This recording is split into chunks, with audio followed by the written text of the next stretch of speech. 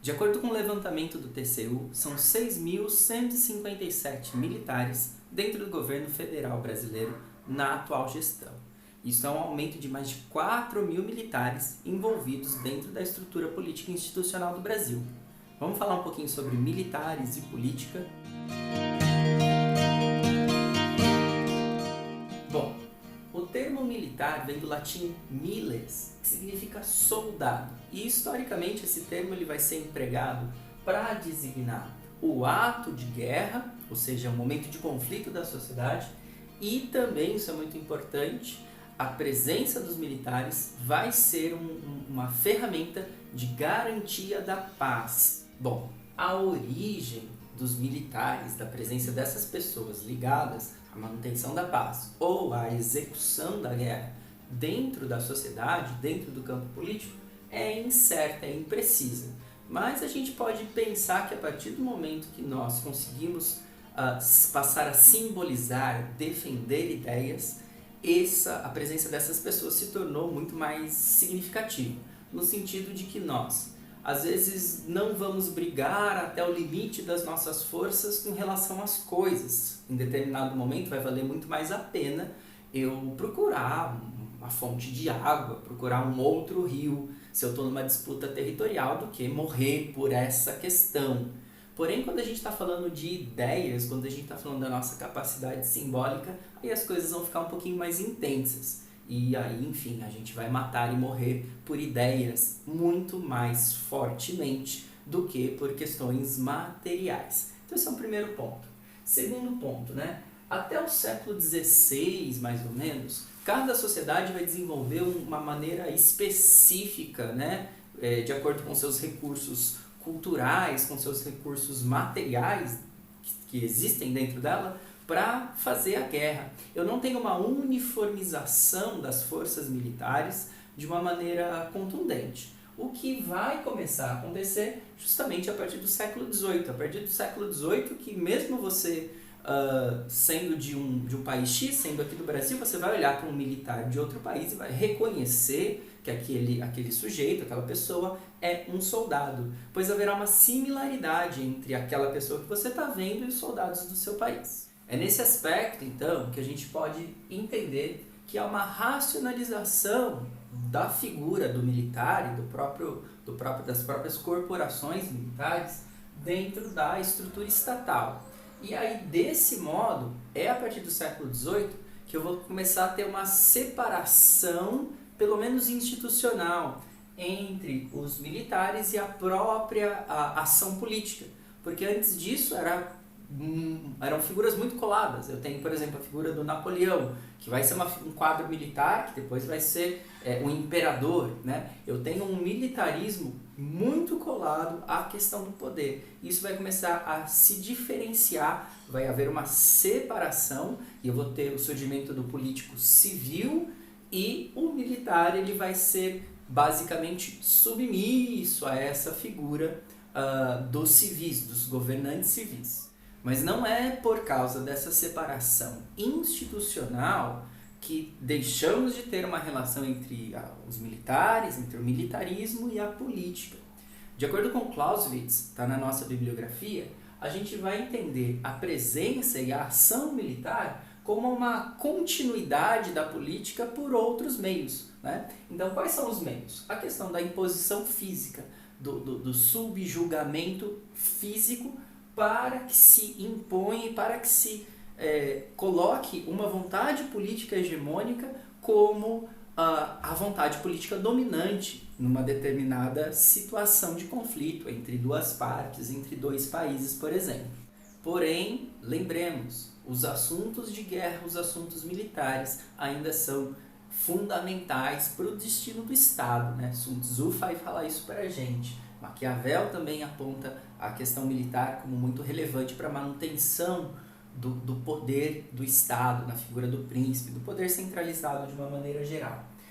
E isso tanto continua verdade que nós temos, mesmo agora, nesse cenário, onde majoritariamente os militares estão submissos, digamos assim, a essa estrutura política majoritariamente civil, né, via de regra, a partir do século XVIII, esse caminho que as democracias tomam, Ainda assim nós temos recursos dentro desse cenário de governo onde os militares vão tomar conta da administração pública, tomar conta do governo do país. É a questão do estado de sítio, por exemplo. Então, se eu tenho um estado que está normal, digamos assim, o estado normal é quando o governo civil está exercendo o seu papel normal. Agora, vamos supor que o Brasil declare guerra a um outro país. O país vai entrar em estado de sítio, em estado de guerra. E os militares eles vão ter um poder maior nas decisões, porque toda a sociedade vai estar empenhada nesse conflito, né? E aí a gente vai ter uma valorização da estrutura de poder militar, com uma hierarquia muito mais definida, sem discussão. Então, o superior manda, o cara de baixo obedece, o que é completamente diferente das relações de poder que nós temos afora das instituições militares, onde não vence a ideia do melhor argumento, por exemplo, né? Uma das bases da democracia. Bom, mas quais são os motores do conflito? O que coloca em voga o poder do militar? São dois grandes aspectos que a gente precisa pensar. Esses aspectos são relevantes para a gente discutir a questão da militarização hoje, né? Como ela é construída agora no século XXI.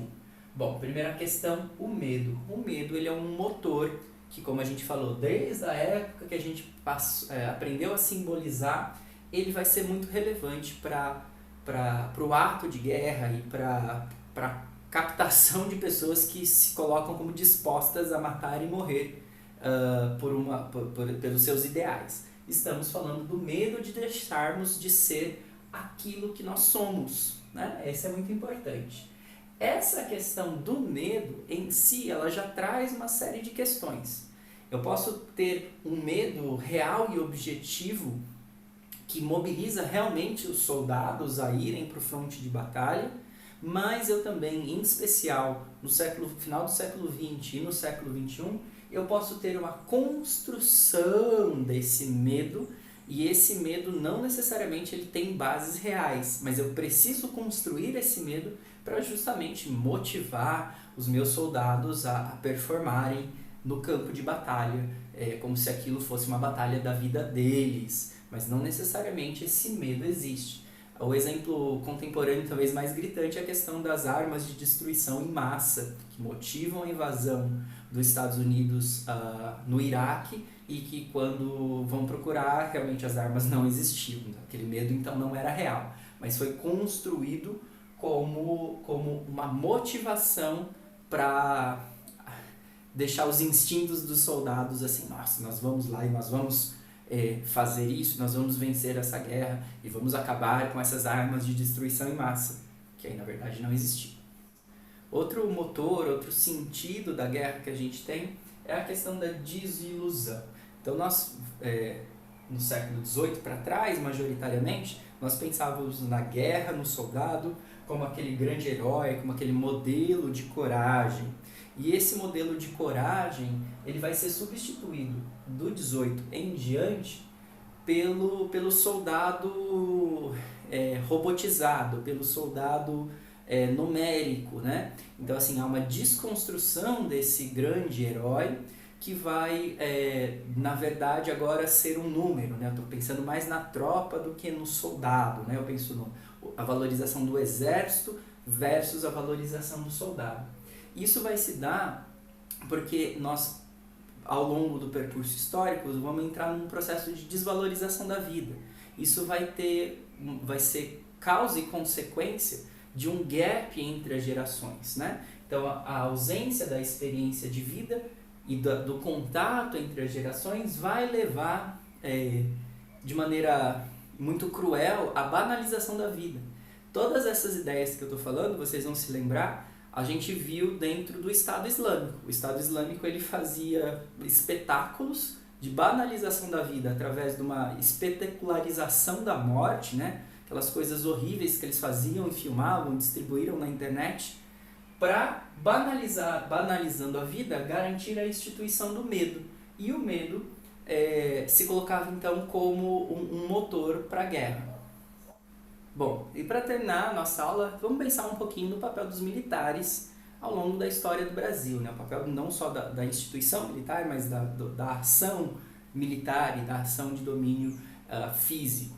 Bom, no primeiro momento, há a colonização e há a necessidade de proteção do território, portanto eu preciso armar e ter algumas barreiras para defender esse território da cobiça de outras nações. Por exemplo, a França e a Holanda, né? Tem a Batalha dos Guararapes, essa questão toda, que é uma atitude de militarização. Os índios, nesse aspecto, eles são parceiros e obstáculos para o processo de colonização. Em muitos casos, eles vão ajudar os portugueses a tirar esses povos que cobiçavam o território de domínio português. Em alguns outros casos, eu tenho guerras entre portugueses e entre algumas tribos. Bom, depois no Império e na República Velha, eu já tenho uma formalização das forças de segurança nacional, né? Das guardas nacionais, e aí acontece uma coisa muito interessante, né? O militarismo, apesar de ter um guarda-chuva nacional, ele acaba sendo controlado por dirigentes locais, tem uma guarda nacional de comando local. Isso se deve porque a estrutura fundamental do Brasil se dá no poder local, como vocês já estudaram lá na aula de História. A questão do patriarcalismo do senhor de engenho, por exemplo.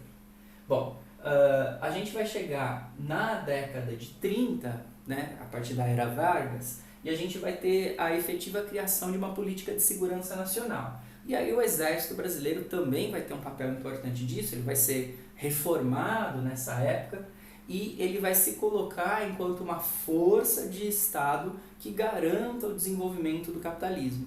É por isso que a partir dessa época a gente acaba encontrando uma oposição, por exemplo, entre o pensamento militar e a proposta do comunismo, por exemplo. Os militares vão ser contra a possibilidade da existência de uma revolução no Brasil, que historicamente a gente sabe que foi praticamente nula, mas ainda se constrói toda essa mítica, porque o exército vai se colocar enquanto um braço liberal dentro da modernização do Estado brasileiro.